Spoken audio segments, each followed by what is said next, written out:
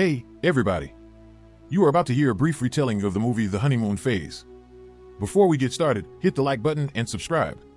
It may only be a click for you, but it has a significant impact on the channel. Tom explains to the camera that his wife self-deleted on their wedding day. Then he tells the entire story, which occurred a few months earlier. Tom and his fiancée Eve came across an advertisement from the Millennium Project looking for married couples to participate in a research study. It will last 30 days, and the payment is $50,000. Eve points out that Tom will have enough time to complete his book, and the money will allow them to finally begin a life together. They aren't married, so they agree to lie. Before meeting with the scientists for an interview, Tom reveals that he has purchased a ring and proposes to Eve so that they can marry once the experiment is over. Eve accepts and observes the carved number September 23rd on the ring, which Tom claims marks the day she captured his heart. The pair then meets with the director, who reveals that he is researching the honeymoon phase and why the emotion eventually fades. He also states that statistically, more marriages will fail since only extraordinary relationships can outlast biology. The director was previously married, but his wife died young. His motivation for conducting this research stemmed from her death. Tom and Eve lie and claim to have been married for a month, then are interviewed individually. The contrast in their responses is evident, yet they also exhibit love for one another. Eventually, all of the couples chosen for the study arrive at the facility. Tom is clearly concerned, and while he is still convinced he wants to undertake this, he suggests they create a safe word in case any of them decides to stop the experiment at any time. Eve agrees, and they select September 23rd as their safe word. The director then announces the start of the experiment, and the couples are separated by having the men and women exit through different doors. Then Eve receives an injection that puts her to sleep. When she wakes up, she is on a bed with Tom, both dressed in company uniforms. She also wakes Tom awake, and they explore the house together, being astonished to encounter a hologram in the main room. This is the mediator, who permits the scientists to monitor them without skewing the study's results. She instructs them to wear a pair of headphones that capture their brain waves whenever they discuss the encounter.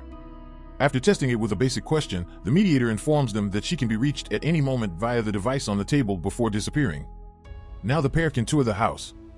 They find an old record player and put on some music to dance and sing in the living room. They check the kitchen and discover a futuristic dispenser that brings them any food or drink they request. They also unpack the single bag they were allowed to bring. Since they would be spending Christmas at home, they have purchased gifts for the occasion. Eve has also sent cookies laced with uppers and Tom's notebook, so he may continue working on his manuscript. There are cameras everywhere, yet their phones have no reception inside the house.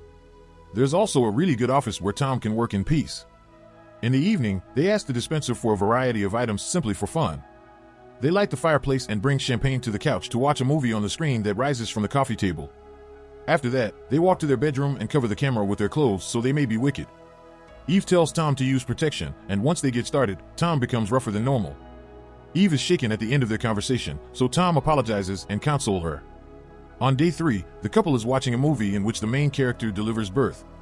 When Tom sees the baby on the TV, he suggests that they have one, but Eve quickly rejects the notion since she does not believe they are parent material. On day 11, they decide to sample the spiked cookies. She immediately bites one, but Tom is apprehensive, despite having eaten it before. To assist him relax, Eve leaves to get some beverages, and when she returns, she finds Tom chewing. When the effect takes effect, the pair decides to play hide and seek, and when Eve selects a random room, she pushes the door so hard that she creates a hole in the wall. She hides behind the crates for a bit but eventually comes out, and Tom jump scares her. Then it's Tom's turn to conceal, and as Eve counts, she hears a strange noise followed by someone crying for assistance. She rushes to the entrance and is astounded to discover one of the other wives from the project screaming and pleading to be let in because her husband is attempting to murder her. Eve attempts to open the door, but it is locked, so she begins waving at the camera and crying for help. At that point, the husband appears, knocks the woman's skull on the door, and drags the body away. When Tom arrives at the door, the crowd has dispersed. They request to speak with the director, who emerges as a hologram and informs a tearful Eve that they have tested the system and that all other couples are well. He even shows her the video, which shows Eve in front of the camera but no one outside. Tom discloses to the director that they took some uppers, which they think produced the delusion. However, Eve is unable to sleep that night because she believes it is genuine. Eve takes some headache medicine the next day and throws away the rest of the cookies.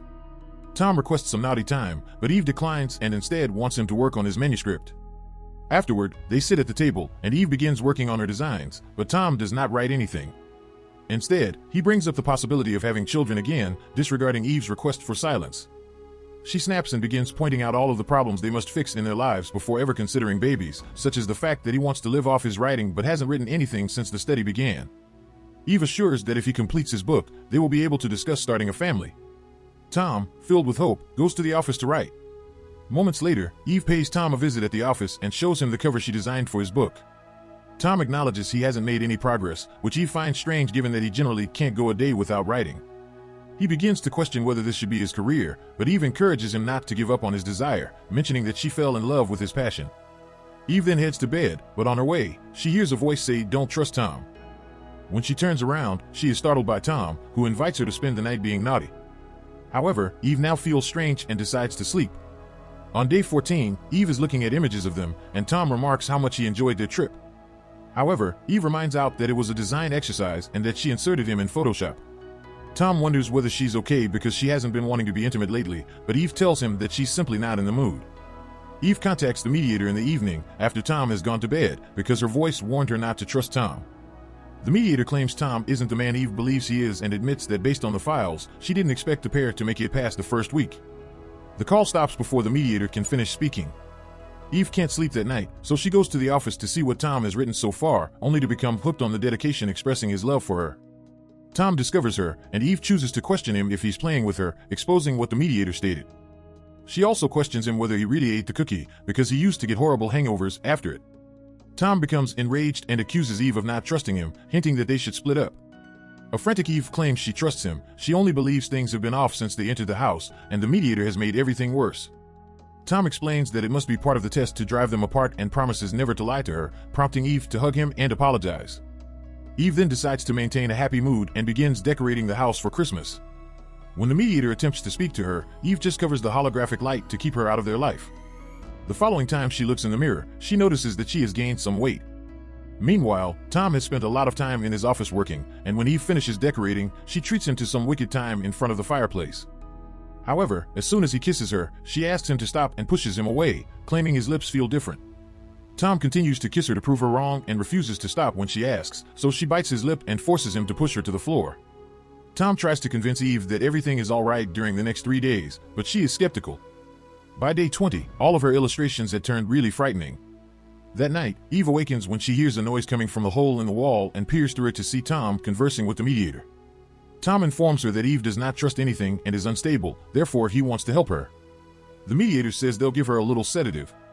Eve runs to the living room, where Tom claims the mediator called, but Eve points out that she never heard any ringing and that Tom is not wearing the headset. She also walks to the dispenser and finds the sedative, which she throws at the mediator when she mentions not checking in on a daily basis and accuses Tom of treating her as if she is insane. Eve storms out after informing Tom that the mediator is manipulating them.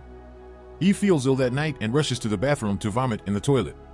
Eve calls Tom over and tells him she's pregnant, remembering she's becoming fat and has been pissing all the time. Tom is overjoyed, but Eve is panicked. She wants to leave and discuss their choices. Tom is enraged by the prospect of terminating the pregnancy, and he begins criticizing Eve, calling her a lousy mother and pleading with her to mask her pathetic depression for Christmas. Eve plays along because she is afraid. On day 25, the couple exchanges gifts. Tom is pleased to receive a Blu-ray of a movie, but Eve points out that he despises the film and that she got it as a joke. Eve receives a curling iron, which she dislikes very much. When she tries it out in the bathroom, she becomes frustrated and throws it away. She then joins Tom on the couch, where he accuses her of not trying hard enough. He also wants to talk about the kid, but Eve cuts him off by inquiring about his novel. A dispute erupts, and Eve claims Tom isn't acting like himself, but Tom simply departs to buy some more popcorn. Eve takes advantage of the opportunity to contact the mediator and request assistance, but the mediator informs her that she can only observe and cannot intervene. Eve, crying, acknowledges they aren't married and that she is 6 months pregnant, but the mediator only says Tom is playing her and leaves. Eve, desperate for answers, goes to study Tom's notebook, only to discover that the only novel pages are those he wrote before entering the house. All of the content he's written here is not his tale, but rather an extremely long list of baby names. Eve confronts Tom, who admits he hasn't been able to write since Eve has been pressuring him. Eve is furious, yells at him, and throws the journal before leaving. Later, in the restroom, Eve kicks the trash can in exasperation, revealing all of their protection. To her surprise, they're all leaking, and when she inspects the wrap, she learns Tom purposefully put holes in it. She sees the curling iron and has an idea. Moments later, Eve encourages Tom to take a bath with her. She keeps filling his glass with wine while they play Never Have I Ever, and Tom misinterprets Eve's statement that they've never been married.